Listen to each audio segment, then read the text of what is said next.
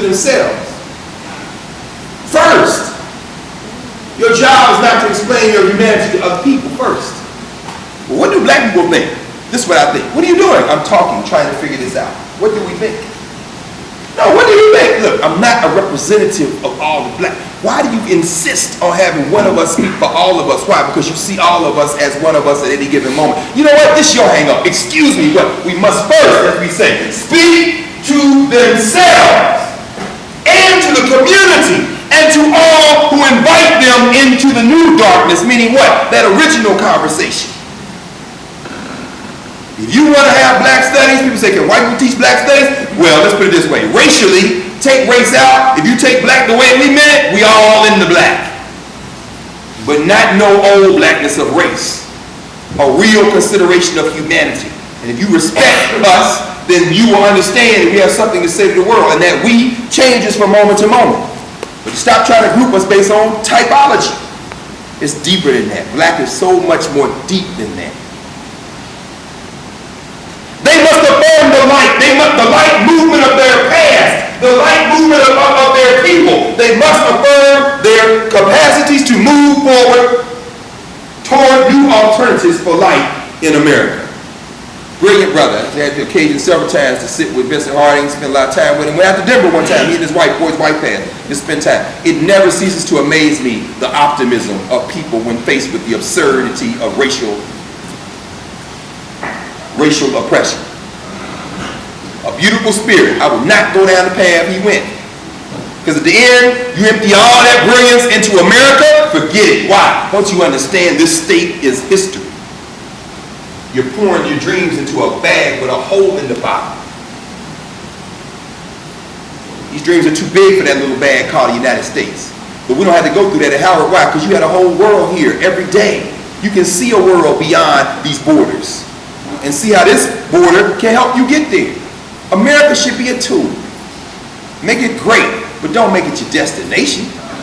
Make it an option. You have the whole world. At your age, you can do anything you want all the time. Don't get caught up in a red, white, blue flag with some stars on it and somebody crying. It's great, and I sympathize with you, but I'm not going to wrap myself in that flag. It's too much, too tight. Don't you have a bigger size? In fact, I ain't going to put no flag on. So when the Jamaicans get happy because Usain Bolt won, the black Americans should get happy too. Why? That's our man too. What you think? This ain't, this flag don't mean nothing to us. I want one of them flags you got. Okay, you can't have it. Okay, but you can wear it today. Okay, well, just let me wear it today then. And the Negro American can wear all the flags. Since we don't have one, we run around naked. Y'all have some mercy and clothe us from time to time with the red and the white and the black of Trinidad, or the yellow, the gold, and the green of Jamaica and black. Clothe us! Don't let the American Negro stand naked, having eschewed the red, white, and blue. Give us the Haitian red, white, and blue at least. Yes. Labor Day parade. Yes, in that, that's where y'all going, ain't it? The Labor Day parade. I'm going to point out the fact that it's not Labor Day. Out of the last year, like 3.5 million people were there. Wow. There's actually only a really small percentage of people who are from the Caribbean islands. Directly. Yeah, directly. Yes. Eastern Parkway. How many people going to Eastern Parkway this weekend? Yes. If you hadn't know where to go, get on Chinatown bus, get off, go to Brooklyn, and see Africa in the United States. That's all it is. It's a beautiful thing. Everybody knows what we're talking about, right? What Justice is talking about. So you going when you're leaving today? No. How many of y'all have been there before? How many people don't know what people are talking about? Anybody? Somebody tell our friends what y'all are talking about. This is Howard, right? What are we talking about? What are you talking about, Cindy? What? Speak up, Cindy. Speak up, Cindy.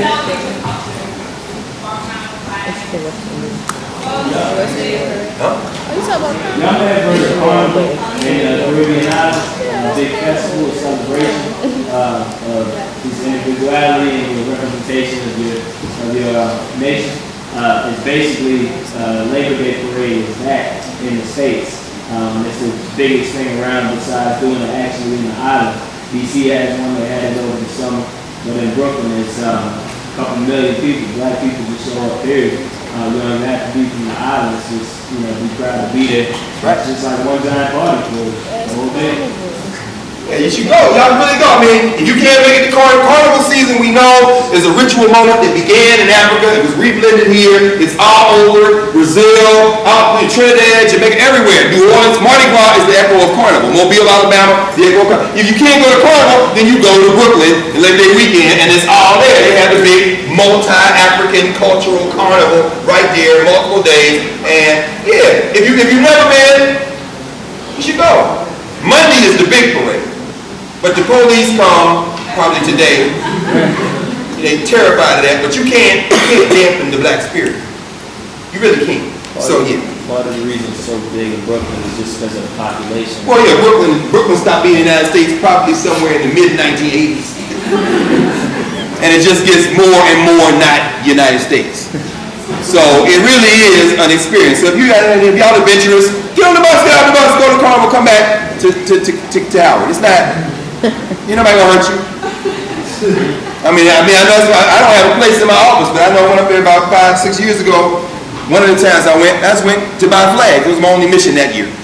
So I could get all the flags in the Caribbean. Just stop one place. Give me all of them. Okay, $20. I don't know where to put them, but like all the flags, if you from a country in the Caribbean, you ever heard of somebody here with your stuff painted on their body or waving it around or babies with it on diapers. It's just a whole another level. You know what I'm saying? And you just sit there and say, you know what? I ain't know nothing about this, but at this moment, it's a beautiful thing to be black. It's one of the things you feel. That's the best thing. It's the best thing you do. Eat some food, listen to some music, dance with somebody you don't know, and then move on and then get a little too long. That's when you glad. And the thing is, New York City is great. They are like everywhere else. The state is very leery of unconstrained blackness. And every once in a while you see a young cop who ain't got nothing to do with it culturally, but they have had the good sense over the years increasingly to send black cops. So half the black cops they send from these places. So they like, I'm just watching. So you have to do that. You can't, there's certain things you can't police unless you want a race war. In fact, we know that that's the origin of Juve. Right? You can't send the state in to suppress blackness. At that point, it's going to be a race war. And we'll celebrate it 100 years from now. But we celebrate this because this was the night they sent the cops in to shut us down, and it was on. So you have to understand. So,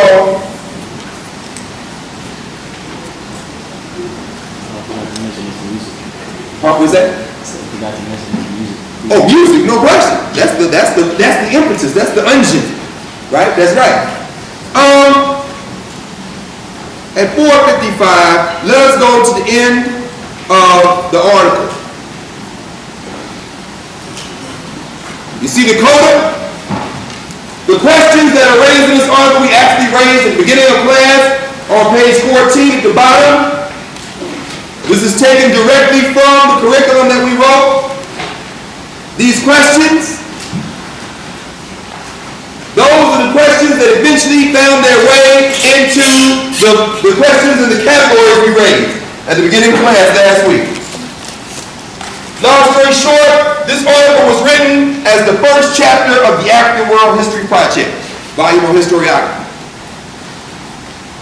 It was written to frame a conversation about how to write the rest of the book and the rest of the volumes of this project. I adapted this article to a reader on Africana Studies because it should also frame the field of Africana Studies. The questions you see there, who are people being studied, how do people view themselves, their origins, how do people organize and govern themselves, how do people use materials and tools available to shape their physical environment, how do they remember what they've done, what have they created to express their thoughts, this should be very familiar. Those are the categories. And that ultimately is where the normative theory will emerge. But the coda, the paragraph there, underneath that, says this. I'll read those three paragraphs very quickly. These ostensibly uncontroversial questions nevertheless frame African student inquiry in a way that requires removing class biases from seeking answers to how African people have generated normative categories as the foundation for their improvised engagement with serial and cyclical episodic challenges. Meaning what? If you ask these questions, you can no longer talk about the black elites and the black masses. How did black people answer these questions? You got to take the class bias out, because they would think that college professors or college trained students know more about being black than people who lived it their whole lives. No.